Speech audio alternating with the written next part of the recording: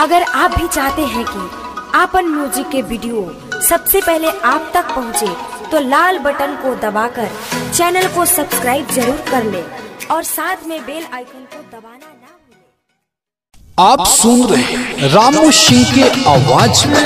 London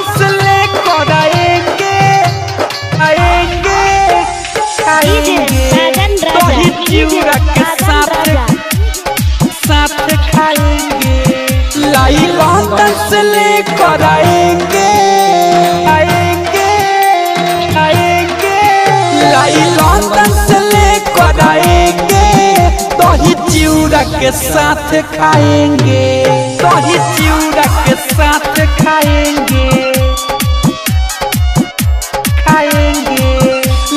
London से लेकर आएंगे, दही चिउरा के साथ खाएंगे, दही चिउरा के साथ खाएंगे।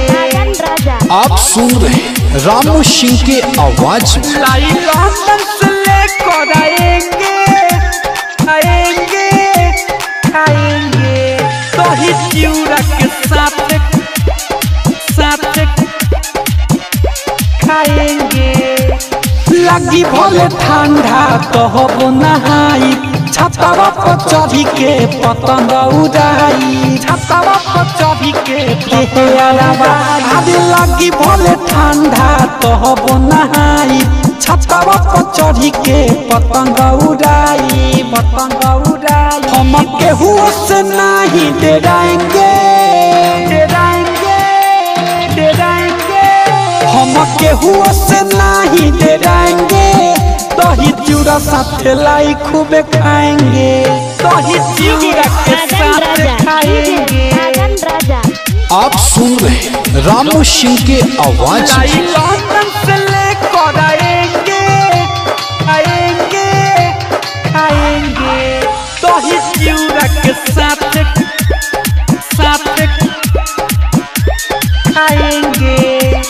14 जनवरी के खिचड़ी मनाई, और नया शिकर बिरंजन के खिलाई, और नया शिकर बिरंजन के खिलाई। 14 जनवरी के खिचड़ी मनाई, और जी किशोर सानू के खिलाई, सानू के खिलाई। आदि रामू सोनलू दाना जी आएंगे, आएंगे, आएंगे, रामू सिंह सोनलू दाना जी आएंगे, दही चिउरा के साथ लाई खाएंगे, दही चिउरा के साथ खाएंगे,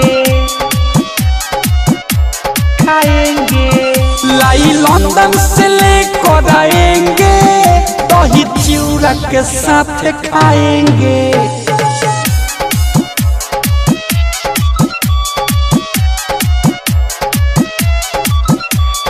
संगीत रिकॉर्डिंग स्टूडियो बखरी बाजार।